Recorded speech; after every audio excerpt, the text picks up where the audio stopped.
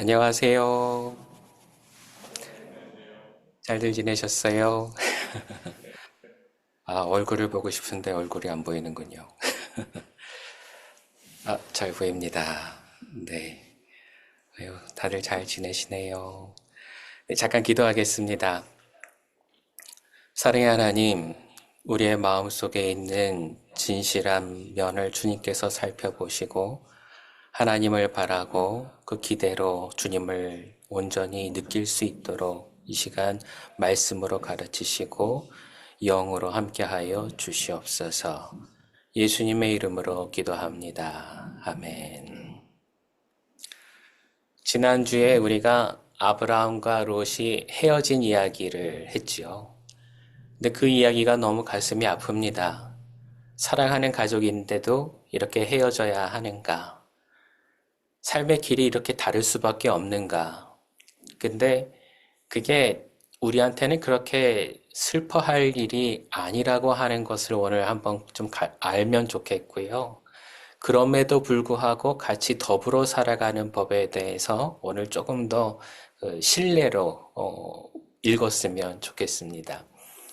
지난주에 우리가 다루진 않았지만 13장의 마지막 부분에 보면 하나님이 아브라함에게 축복하시는 내용이 나와요. 내가 너에게 이 가나안 땅을 유업으로 줄 것이다. 너의 자녀들도 여기서 살게 될 것이다. 그렇게 얘기를 하죠.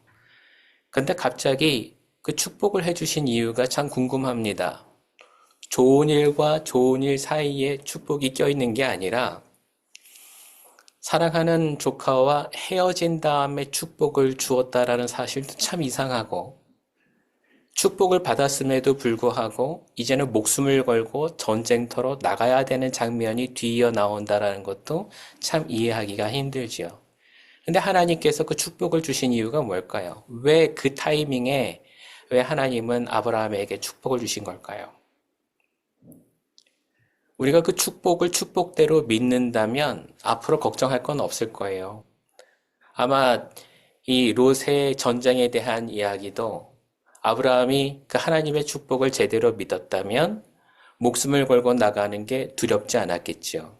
근데 그게 과연 두렵지 않았을까요? 오늘 이야기를 한번 같이 해보려고 합니다.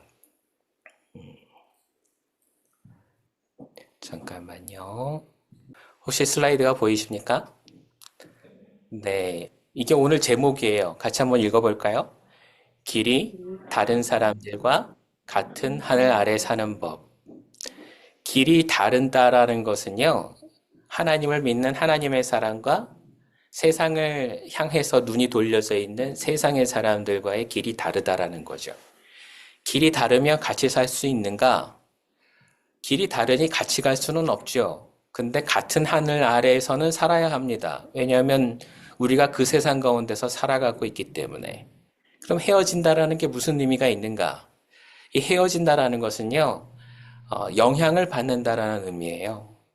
그러니까 우리가 하늘나라를 향해서 있다면 하늘나라를 향해 있는 사람들은 세상 사람들의 영향을 받아서는 안 된다라는 얘기죠. 같이 사는 거는 괜찮아요. 같이 사는 것까지 부인할 수는 없어요. 같은 하늘 아래 같은 세상에 살고 있기 때문에 헤어진다라는 게 그래서 큰 의미가 되지는 않을 수도 있습니다. 근데 문제는 같이 살기 때문에 같이 영향을 받고 있다면은 참 어려운 일이 되는 거죠. 그래서 지난주에 우리가 나눴던 이야기들을 조금 도움을 줄 수 있는 말씀들이 있는데요. 요한일서 그리고 고린도 후서 미가서의 말씀을 같이 읽어보면 좋겠어요. 보이시나요? 네, 같이 한번 읽어볼게요. 요한일서 2장 16절 먼저 읽어봅니다. 세상에 있는 모든 것, 곧 육체의 욕망과 눈의 욕망과 세상 살림에 대한 자랑은 모두 하늘 아버지에게서 온 것이 아니라 세상에서 온 것이기 때문입니다. 이게 세상에 있는 것, 육체의 욕망, 눈의 욕망, 살림에 대한 자랑, 이걸 우리는 다른 말로 욕심이라고도 얘기를 하죠. 이건 세상에서 온 것이니 내 마음에 두기보다는 두지 않는 게 맞다라고 요한 사도는 얘기를 해요. 고린도후서 말씀도 한번 이어서 읽어볼까요? 4장 18절 같이 읽어봅니다. 우리는 보이는 것을 바라보는 것이 아니라 보이지 않는 것을 바라봅니다. 보이는 것은 잠깐이지만 보이지 않는 것은 영원하기 때문입니다. 아멘. 하늘나라를 본다라는 것은 보이지 않는 것을 볼 줄 알아야 가능해요. 그렇지 않고서는 눈에 보이는 것만 따라가다가는 하늘나라는 바라볼 수가 없지요. 그래서 주님은 얘기를 하시죠. 보이지 않는 이 하나님의 나라를 준비하기 위해서 나는 간다. 그게 준비가 되면 너희들을 부를 것이다 라고 얘기를 하세요. 사도 바울도 그래서 고린도후서에서 이렇게 얘기하는 거예요. 보이지 않는 그것을 바라보아야 성도로서의 삶이 가능하다. 근데 구약에서도 이 얘기를 해요. 미가 선지라는 사람이 미가서에서 이렇게 얘기합니다. 7장 7절 같이 읽어봅니다. 그러나 나는 희망을 가지고 주님을 바라본다. 나를 구원하실 하나님을 기다린다. 내 하나님께서 내 간구를 들으신다. 이 미가 선지는 모든 그 나라가 멸망한 뒤에 새로운 희망을 가지라고 얘기하는 선지자였거든요. 아무것도 보이지 않아요. 이미 나라도 없어요. 지도자도 없어요. 아무것도 없는데 하나님께서 구원하실 거라고 얘기를 해요. 그 얘기를 듣지 않아서 나라가 이미 멸망하였는데 근데 기회가 아직도 남아있다고? 듣는 사람들은 그걸 의아해합니다. 근데 주님은 그 뜻을 이루시지요. 다시금 돌아와서 예배드리게 하시고 그 나라가 회복되게 하시고 멸망했던 나라가 다시 세워지고 또다시 멸망의 기운이 올 때 예수님이 오셨어요. 우리의 모든 삶은 이게 반복이 돼갑니다. 하나님을 바라보는 이들의 흥왕, 그리고 그걸 포기한 자들의 패망, 흥왕, 패망, 흥왕, 패망. 이게 반복이 되고 있어요. 근데 이게 개인적으로 우리의 삶에서도 반복이 돼가고 있죠. 여러분은 지금 어느 시기에 계세요? 흥왕입니까? 패망입니까? 근데 그게 어느 상태에 있는가는 중요하지 않아요. 중요한 거는 바로 그 타이밍에 하나님과 같이 하고 있는가가 중요한 거죠. 보이지 않는 것을 바라보고 있느냐가 중요한 거죠. 하나님의 뜻대로 살아간다면 바로 그 어려움이 다시 넘어서서 흥왕의 길로 가겠지만 그게 아니라면 우리는 계속 패망의 길로 갈 수밖에 없어요. 오늘 그래서 이 세상을 따라서 갔었던 그 아브라함의 조카 롯이 소돔의 멸망과 함께 전쟁 포로로 잡혀가는 걸 보게 돼요. 그가 왜 거기에 계속 있었을까요? 눈에 보이는 것이 암만 좋다 하더라도 전쟁의 기운이 있었을 것인데, 그리고 전쟁이 시작되었을 때는 도망 나올 그런 시기가 있었을 수도 있을 텐데, 왜 모든 기회를 다 놓쳐버리고 거기 남아있다가 잡혀서 지금 포로로 끌려가고 있는 걸까요? 이전부터 삼촌 아브라함이 계속 신앙적인 이야기를 할 때마다 그걸 마음에 담아두고 살았었다라면 이게 하나님의 뜻이 아니라는 걸 알았을 텐데 주님의 길을 따르기 위해서는 그곳에 있는 것이 아니라 삼촌과 같이 있어야 된다라는 걸 알았을 텐데 왜 그는 지금까지 남아있다가 포로가 돼버리고 말았을까요? 오늘 지금 우리가 읽었었던 이 말씀의 반대말이 다 그의 이야기예요. 육체의 욕망, 눈의 욕망, 세상 살림에 대한 자랑, 보이는 것을 바라보는 것, 그리고 하나님을 바라보기보다는 세상을 바라보는 것, 이걸 하고 있었기 때문에 하나님의 신호는 보이지가 않았던 거죠. 우리가 몇 주 전에도 배웠잖아요. 하나님의 신호등. 다른 걸 몰라도 이 세 가지는 지키자. 빨간불이 있을 땐 멈춰 서고, 노란불이 켜졌을 땐 기다리고, 파란불이 켜져 있을 때는 앞으로 가야 하는 것을 우리는 알지 못하게 돼버리는 거죠. 그럼 어떻게 산다고요? 롯처럼 살게 되는 겁니다. 근데 이상하죠? 바로 엊그제는 이렇게 롯과 아브라함이 서로 길을 달리하고 떨어졌는데, 근데 이제는 왜 또 그 롯을 구하기 위해서 이 전쟁에 참여해야 되나요? 오늘 말씀을 읽어보면 기도라는 내용이 전혀 나오지가 않아요. 근데 이상하게도 기도를 안 했을 거라는 생각조차 들지가 않습니다. 왜요? 전쟁이라면 여러분이나 저나 결코 기도하지 않고 이 전쟁을 맞이할 수는 않았을 테니까요. 아브라함도 기도했을 겁니다. 그렇죠? 조카를 구하러 가는 거 안 할 수는 없고 가야는 하겠는데 이 전쟁에 갔다가는 나가 있었던 전쟁에 싸운다고 나가는 모든 남자들이 다 죽어버리고 나면 집을 지키고 있다라는 이 여자들은 과연 그 다음 삶을 어떻게 이어갈까요? 남자들 없이 여자만 살아가는 법도 있을까요? 그렇지 않을 거예요. 이방 사람들이 가나안 땅에 와서 살고 있는데 남자들은 나가서 전쟁터에서 다 죽었다더라. 그러면 그 주변에 있는 족속들이 다 와서 이 여자들을 다 자신들의 종으로 끌고 갈 거예요. 그러면 지금 모두가 망하게 되었는데 이 자리에서 이 목숨을 걸고 나가서 롯을 구하러 가는 게 의미가 있을까요? 오늘 말씀의 1절을 보세요. 14장의 1절 말씀을 보면 내 나라가 연합을 해서 쳐들어오는데 신할 땅이 어딘지 아시죠? 얼마 전에 세웠었던 바벨탑이 있는 땅, 그게 신할 땅이에요. 얼마나 큰 왕국이었을까요? 엘람, 그 외에 옆에 있는 모든 나라들이 다 메소포타미아 지역에 있는 나라들이에요. 그러니까 4대 문명 지역에 있는 그 고대 도시들이니까 얼마나 큰 위험을 자랑했을까요? 군대를 보내는데 나라당 얼마씩 보냈을까요? 우크라이나에도 북한이 15,000명을 보냈다고 하는데 한 나라에서 10,000명씩만 해도 4만 명. 근데 그 4만 명 가까운 숫자를 싸우러 나가는데 오늘 본문에 보면 아브라함이 몇 명을 보냈다고요? 318명. 이게 게임이 되는 싸움입니까?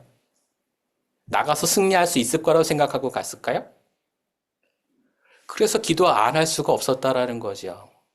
분명 아브라함의 그 성품으로는 조카에게 너 동쪽으로 갈래? 서쪽으로 갈래? 네가 동쪽 가면 내가 서쪽 가고 네가 서쪽 가면 내가 동쪽으로 갈게. 이렇게 얘기했던 사람이라면 318명을 전쟁터에 보낼 때는 아마 한 명 한 명 다 불러다가 얘기했을 거예요. 너 나를 위해서 싸워줄래?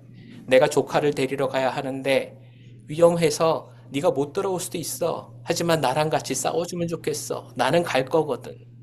이걸 얘기를 안 했을까요? 모아놓고 같이 예배드리고 같이 기도하고 분명 그런 시간을 가졌을 겁니다. 그리고 그동안 마음과 삶이 모두 준비된 애들을 다 데리고 이제 전쟁터에 나가는 거예요.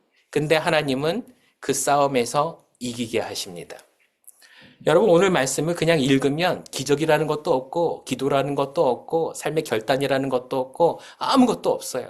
하지만 여러분 이게 내 싸움이라고 생각하고 내가 나갈 때 이렇게 선택해야 된다고 생각했을 땐 이제 우리 눈에 안 보였던 게 보일 거예요. 이 안에는 기도가 있고 결단이 있고 믿음이 있고 나가서 승리할 수 있는 처절한 몸부림이 있었다라는 걸 여러분과 제가 기억하면 좋겠어요.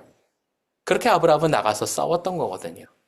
오늘 여러분과 저의 삶에도 그 비슷한 일들이 있을 거예요. 무엇인가 목숨을 걸고 싸워야 하는 일들. 근데 그걸 어떻게 싸워야 할까요? 아브라함처럼 싸우세요. 하나님의 신호를 보고 주님의 그 말씀에 순종하는 방법으로 나가서 싸우시면 승리할 수가 있습니다. 근데 중요한 게 있죠. 오늘 우리가 고민해야 되는 또 다른 문제는 바로 이거예요. 그 싸움이 내가 원하는 싸움이 아니고 거기에 싸움에 휘말려 있는 모든 사람들이 악한 사람이라면 그래도 내가 나가서 같이 싸워야 됩니까? 롯이 자기 욕심 때문에 거기 있었고 죽음의 길에 간 것도 자기 탓인데 그걸 위해서 우리가 목숨을 걸고 싸워야 됩니까? 여러분 이 얘기에 대해서 오늘 지금 보여주시는 야고보서 이야기를 한번 같이 읽어보길 바래요. 야고보서 4장 1절에서 4절 같이 한번 읽어봅니다. 무엇 때문에 여러분 가운데 싸움이나 분쟁이 일어납니까? 여러분의 지체들 안에서 싸우고 있는 육신의 욕심에서 생기는 것이 아닙니까?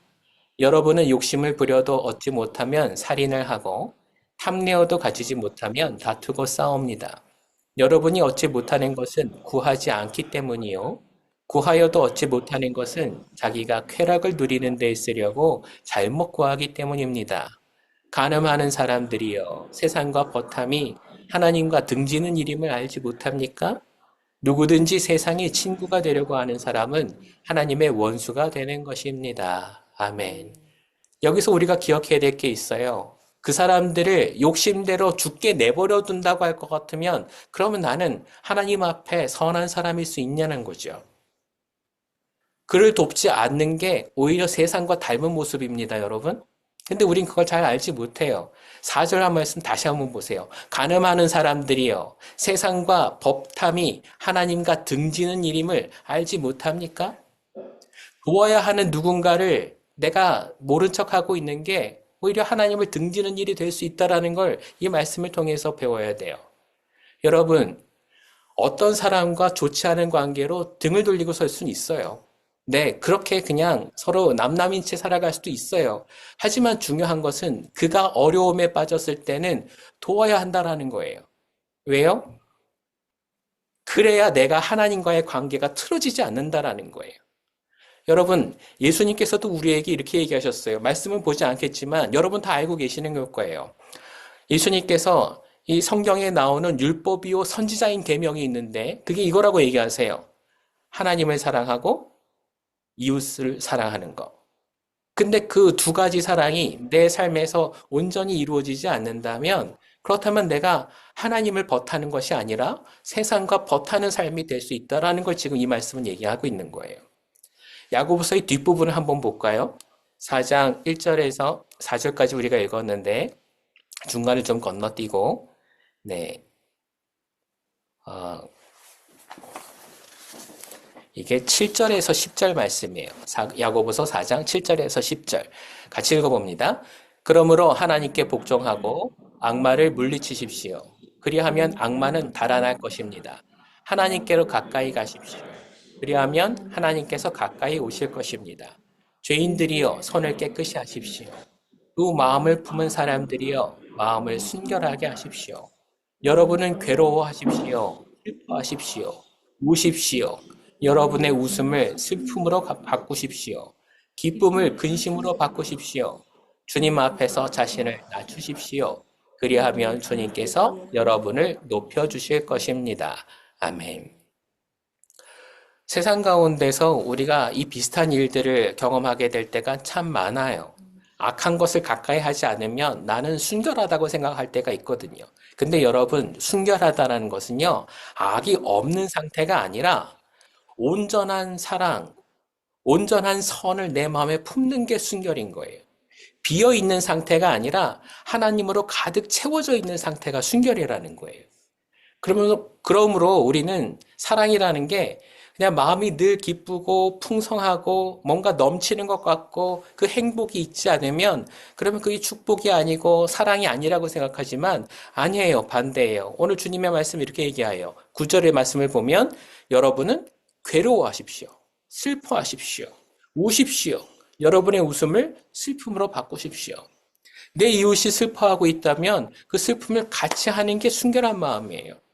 그들과 함께 울 수 있는 마음이 하나님의 마음이라는 거죠. 여러분, 우리는 죄인이에요. 근데 이 죄인을 위해서 예수님께서는 이 땅에 오셔서 우리를 위해서 죄를 뒤집어 쓰고 돌아가셨어요. 그게 하나님의 마음이거든요. 우리 때문에 주님은 웃지 않으셨어요. 주님은 오셔서 우리랑 같이 우셨고, 우리와 같이 슬퍼하셨고, 우리의 괴로움을 같이 나누셨어요. 그리고 이 괴로움을 대신해서 죽으셨어요. 사랑하는데 이처럼 사랑해라 라고 주님은 우리에게 보여주셨단 말이죠. 근데 다른 사람들도 아니고 내 조카가 저렇게 전쟁의 포로로 끌려가는데 가만 내버려 두는 게 그게 하나님의 뜻일까? 아니라는 거예요. 여러분, 제가 지난 주일에 드렸던 말씀을 여러분 오해하시면 안 돼요. 여러분이 세상 사람들에 의해서 영향받는 것은 그만하셔야 돼요. 그건 끊어버리셔야 돼요. 그럼 더 이상 그렇게 여러분을 힘들게 만들지 못하도록 하셔야 돼요. 하지만 중요한 것은 그 사람이 힘들 때는 가서 도와주셔야 된다는 거예요. 어렵지요? 어려워요. 그래서 주님이 또 우리에게 뭐라고 얘기하시는가 하면 이렇게 이야기하시거든요. 마태복음 10장 16절 같이 한번 읽어봅니다. 보아라, 내가 너희를 내보내는 것이 마치 양을 이리떼 가운데로 보내는 것과 같다. 그러므로 너희는 뱀과 같이 슬기롭고 비둘기와 같이 순진해져라. 아멘. 양을 이리떼 가운데 보내면 어떻게 되겠어요? 흔적도 남지 않고 다 없어질 거예요. 죽어서 없어질 거예요. 그런데 그렇게 우리를 세상 가운데 보내셨대요. 그럼 우리는 그냥 여기에 잘 먹고 잘 사는 게 좋으냐? 아니라는 거예요, 여러분. 그들의 먹이가 될지언정 하나님의 뜻을 지켜내는 게 하나님의 뜻이라는 거 잊지 마세요. 그래서 주님이 뭐라고 얘기하시는가 하면 뱀처럼 슬기롭고 숨을 줄 알아야 된다는 얘기인지도 모르겠어요. 근데 또 비둘기와 같이 순진해지래요. 비둘기가 어떤데요? 여러분, 제사로 쓰이는 그 동물 중에, 새 중에 제사로 쓰이는 건 비둘기가 유일해요. 닭은 제물로 안 써요. 우리는 닭을 많이 먹지만 닭이 성품이 온순해서 잡혀 먹는 게 아니거든요. 비둘기는 온유하니까. 하나님은 지금 우리에게 본받으라고 하는 이 모습을 보여주시면서 이미지를 뱀이나 비둘기를 보여주세요. 하나님 앞에서 온전히 살기 위해서는 다른 사람들과 더불어 삶거나 아니면 숨어서 살거나 같이 어떻게 살기 위해서 애쓰는 모습을 지금 이미지로 보여주시는 거란 말이에요. 여러분, 다른 사람들을 다스리는 사람으로, 위에 군림하는 사람으로 사자처럼, 곰처럼 살라고 얘기하지 않으시는 것에 오늘 말씀을 좀 들여다보시면 좋겠어요. 주님이 오늘 뱀과 비둘기를 보여주시는 까닭은 뱀과 같아라라는 말이 아니라 뱀과 같은 것을 배우라라고 얘기하시는 거라는 것을 들으시면 좋겠어요. 오늘 우리가 배워야 되는 것은요, 세상 사람들과 함께 살 때 그들을 돕고 그들을 위해 기도하고 이 세상을 구원하는 하나님의 사람으로 살아간다라는 것을 여러분과 제가 꼭 기억하시면 좋겠어요. 그래서 오늘 이 이야기를 보면 그래요. 아브라함은 이 전쟁에 대한 참여를 생각하면서 굉장히 리스크가 크다라고 생각하고 있었는데, 근데 아브라함뿐만이 아니라 같이 전쟁에 참여하는 318명이 모두 아브라함을 통해서 그동안 도우셨던 하나님을 신뢰하는 것을 경험하게 돼요. 죽을 줄 알고 나갔는데 이기고 돌아왔잖아요. 힘에 벅찼어요. 어려웠어요. 거기까지 가서 그런 많은 대군과 싸운다라는 것 자체가 얼마나 힘들었을까요? 하지만 모든 것을 걸고 걱정하지 않는 법을 배워요. 아직까지 미움이 남아있는 사람을 구하러 가는 거죠. 롯이라고 하는 건. 종들도 롯의 종들과 같이 싸웠잖아요. 거기 가서 내가 구해야 될 사람이 그지 내가 좋아하는 사람이 아니에요. 하지만 이것이 옳은 일이라는 걸 알았어요. 사리 분별이 분명하게 된 거죠. 여러분, 예수를 믿는다라는 건 이 세 가지 변화가 있다는 걸 얘기를 해요. 내게 가지고 있는 리스크를 하나님께서 채우신다라는 걸 믿는 거. 내가 힘이 벅찬 일이라 할지라도 주님과 함께 일할 때는 걱정하지 않아도 된다라는 거.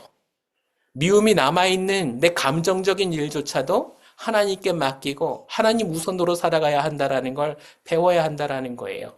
이것이 오늘 아브라함이 오늘 우리에게 보여주는 거예요. 이 외에 한 가지를 더 들자면 바로 욕심이 없다라는 거예요.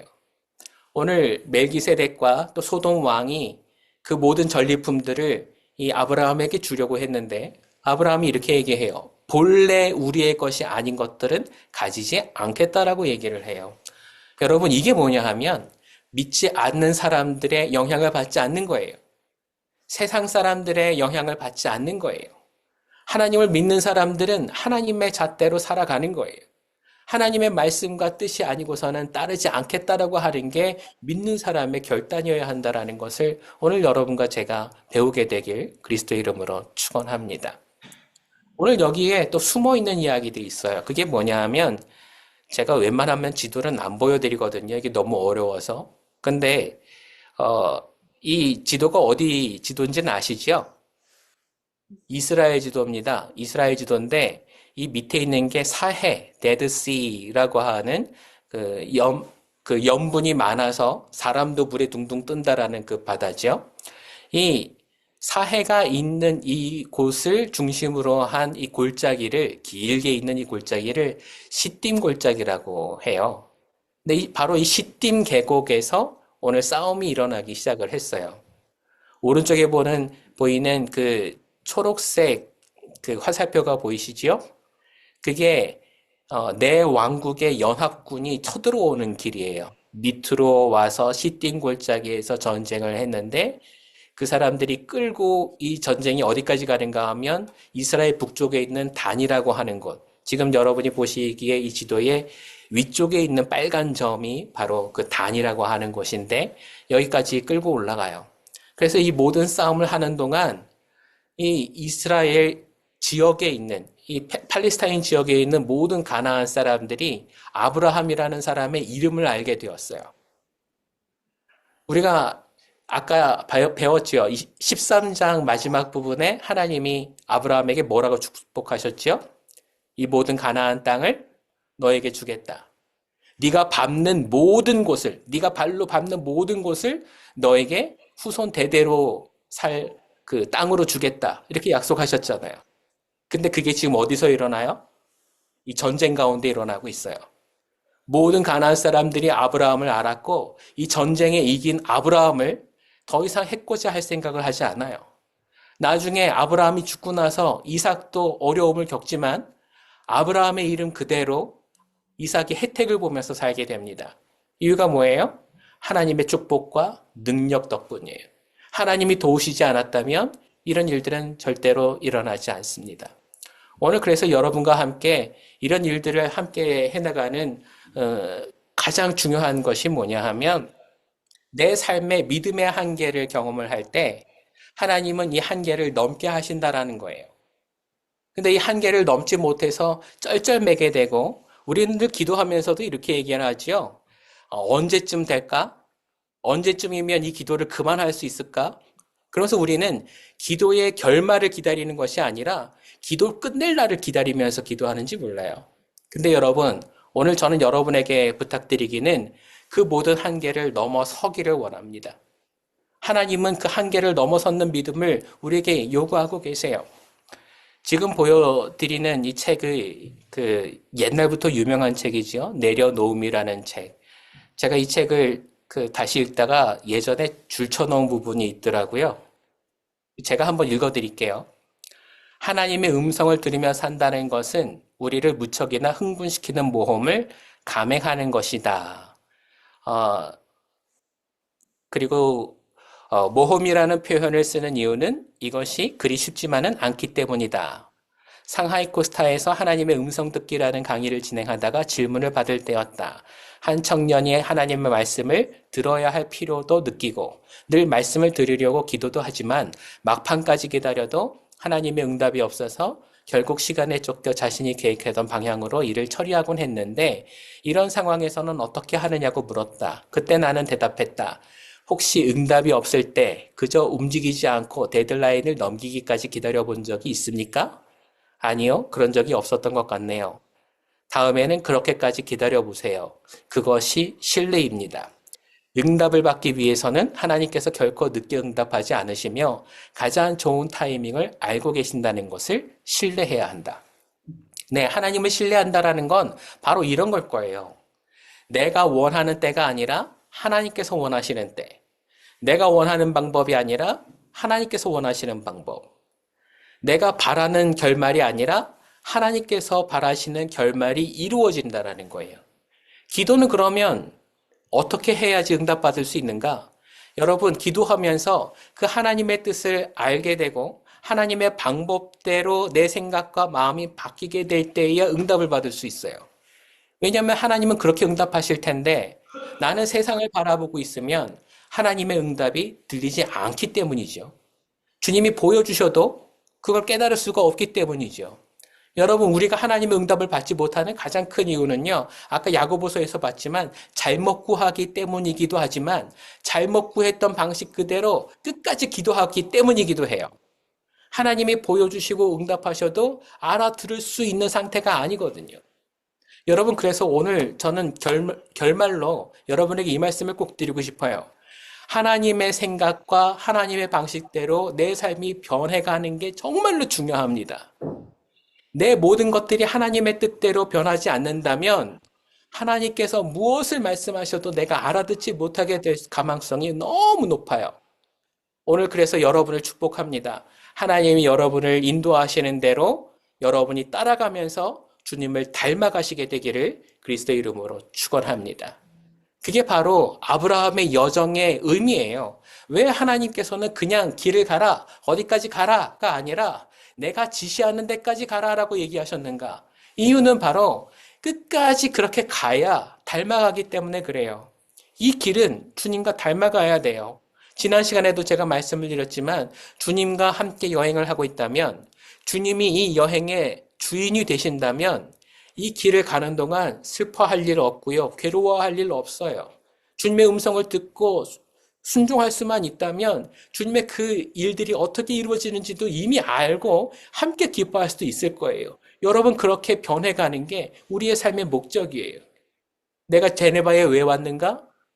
제네바 말고 또 한국으로 돌아가는 게 아니라 다른 어느 나라로 또 가야 한다 할지라도 여러분 이 길이 하나님께서 이끄시는 길이라면 하나님과 닮아가는 길이라는 걸 인정하시면 좋겠어요. 주님과 함께 기뻐할 수 있는 길입니다. 좌절하지 마세요. 낭망하지 마세요.